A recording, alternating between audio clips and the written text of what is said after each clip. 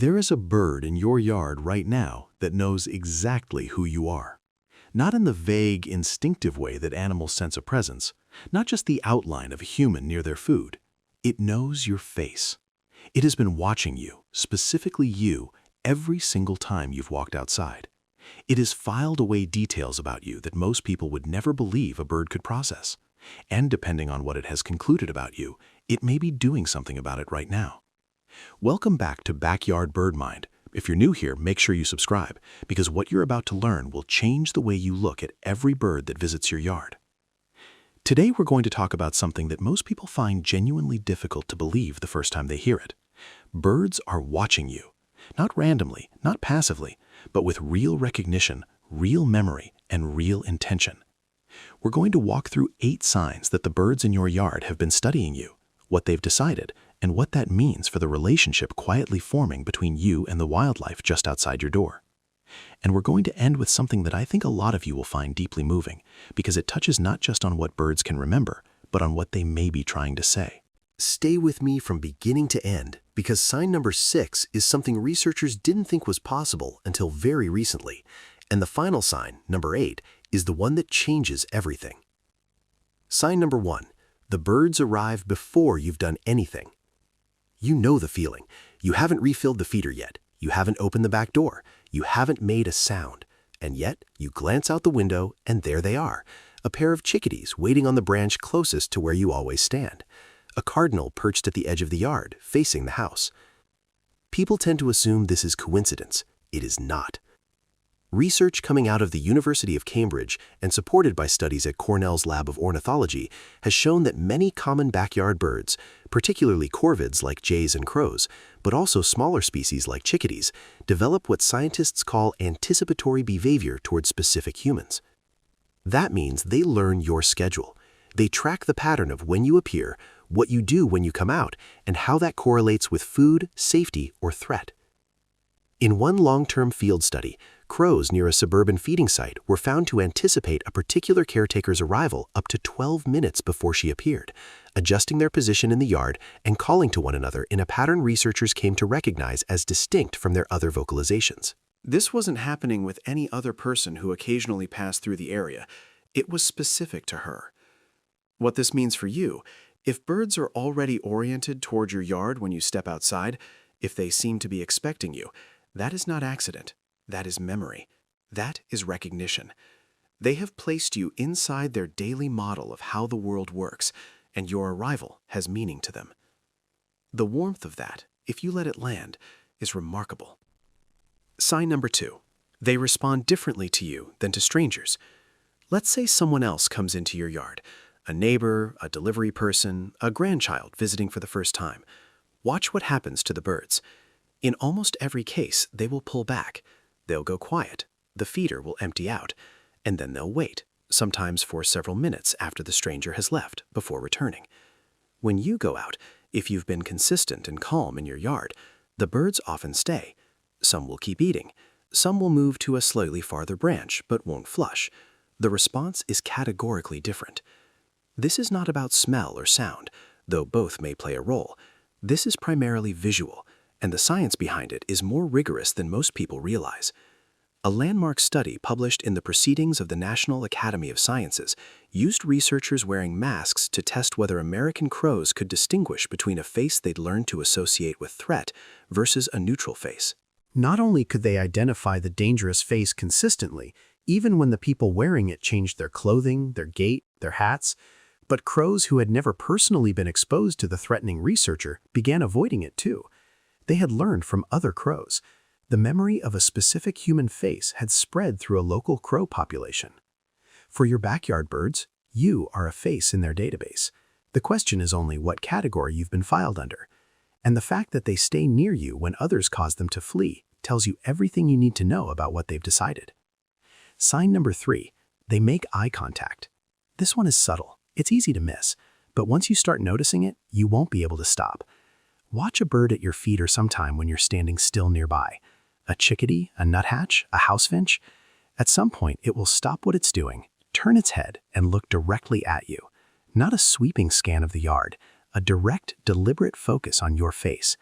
It may hold that for 2 or 3 seconds before going back to the seed. In birds with eyes on the sides of their heads, looking at something directly requires turning the head to bring one eye forward. That is an intentional act. It takes a moment of conscious attention in an animal that has predators and can never fully afford to stop scanning. When a bird chooses to give you that attention, and especially when it does it repeatedly, it is registering you specifically. Ornithologists have noted that birds who are highly familiar with a person often engage in what's called investigative orientation, positioning themselves to get a clear, monocular view of that individual, particularly when the person is doing something new or different. If you're wearing a new color, carrying something unfamiliar, or moving differently than usual, watch for this. They notice. There's something about being truly seen, even by a creature the size of your fist, that touches something deep. If a bird at your feet looks directly into your face, it is not random. It is checking on you. Sign number 4, they track you as you move around the yard. This one takes a little patience to observe, but it is unmistakable once you do. Go outside and walk a path through your yard. Go from the back door to the garden bed, then over to the feeder, then to the far corner. If the birds in your yard know you, really know you, many of them will reorient as you move. A cardinal that was facing east will turn to face you. A jay will shift its position on the branch to keep you in view without flying away. What you're witnessing is called subject tracking, and it's part of how birds monitor the individuals in their environment that matter to them. Predators are always tracked, obviously. But birds also track individuals they've classified as safe, because the behavior of a safe individual is still important information. If you suddenly start acting strange, moving erratically, reaching toward the feeder in an unexpected way, the bird wants to know immediately. The fascinating implication is this: you are on a mental watch list. Not a dangerous one, a meaningful one. You are a known quantity in the bird's model of its world, and that model updates every time you appear. In crows, this tracking behavior has been documented with remarkable precision. Individual crows have been observed maintaining awareness of up to 3 or 4 specific humans simultaneously within a complex urban environment, tracking their positions, their movements, and updating their predictions about what those humans were likely to do next. That level of social monitoring, applied to humans, requires genuine cognitive sophistication. But what comes next is something even most bird enthusiasts don't know. Sign number 5, they've told other birds about you. Stay with me here, because this one is going to feel remarkable. If a single bird in your yard has learned to recognize you and has classified you as safe or as generous with food, there is strong evidence to suggest that information has been shared with other birds, including birds who have never personally interacted with you. This was first rigorously documented in crows, where researchers observed something they began calling social learning of human identity. Young crows, juveniles who had never encountered a specific person, began displaying the same avoidance behavior toward that person as adults who had, because they had watched the adults' reactions. The identification had been culturally transmitted. But the sharing happens in other ways too. The alarm calls of small songbirds are deeply specific. Chickadees, for example, produce calls that embed information about the type of predator, its size, and its behavioral urgency in the structure of the call itself. Other species, nuthatches, titmice, vireos, eavesdrop on those calls and adjust their behavior accordingly. If a chickadee sees you approach and doesn't call at all, or calls in a way that signals calm, every other bird nearby receives that information. Your reputation in your yard is not held by one bird.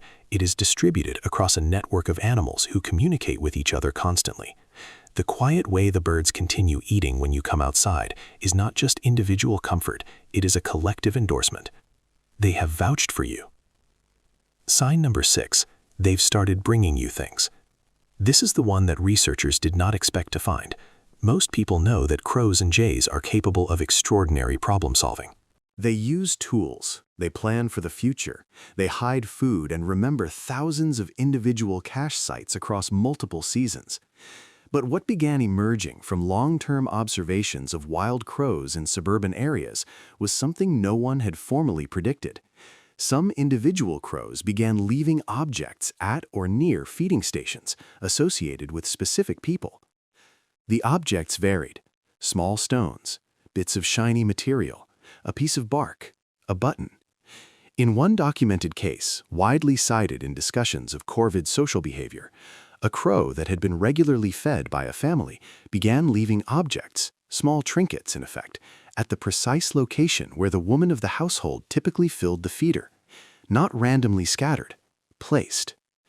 Whether this is a form of gift-giving in the human sense of the word, an exchange, an offering, is something researchers are still working through. What is not in question is that it is intentional, it is specific to a person, and it is reciprocal in nature. The bird appears to be responding to receiving something with a gesture of returning something. If you have ever found an oddly placed object near your feeder, a pebble, a piece of glass, a small twig set apart from others, and dismissed it as random, I want you to reconsider. You may have been given a gift. Sign number 7. Their alarm calls around you have changed. This one you can test right now if you pay attention. Birds in your yard produce two kinds of sounds around humans: alarm calls, which are sharp, urgent, and designed to warn, and contact calls, softer sounds that essentially mean everything is fine, I'm here, carry on. The ratio of these two categories of sound in your yard, specifically when you are outside, is one of the clearest indicators of how you've been categorized. In a yard where the human is unknown or classified as potentially threatening, alarm calling goes up whenever a person appears. Short, punchy chips, the distinctive high-pitched seet that many small birds produce, a thin, ventriloquistic sound that is very difficult for predators to locate, a sharp chink from a cardinal. All of these signal elevated threat. In a yard where the human is deeply familiar and safe, those calls diminish in your presence. Birds may still produce contact calls, the soft conversational chips that songbirds use to maintain flock cohesion, but the urgent warning notes quiet down. Some birds go so far as to produce what researchers call appeasement vocalizations, sounds they use primarily toward members of their own species to signal non-aggression. Interpreting those sounds as directed specifically at humans remains an active area of study, but the shift in the acoustic landscape around a trusted person versus an unfamiliar one is dramatic and measurable. Pay attention to what you hear when you step outside tomorrow morning. Are the birds going quiet and pulling back? Or are they carrying on, chirping softly, moving normally, going about their morning as if your presence is simply part of the world they live in? That sonic landscape is their verdict on you. Sign number 8. A bird came to you in grief. I've saved this one for last because it belongs last. Everything we've talked about today has been about recognition, memory, behavior, the science of what birds know and how they know it. And that science is real and it is profound.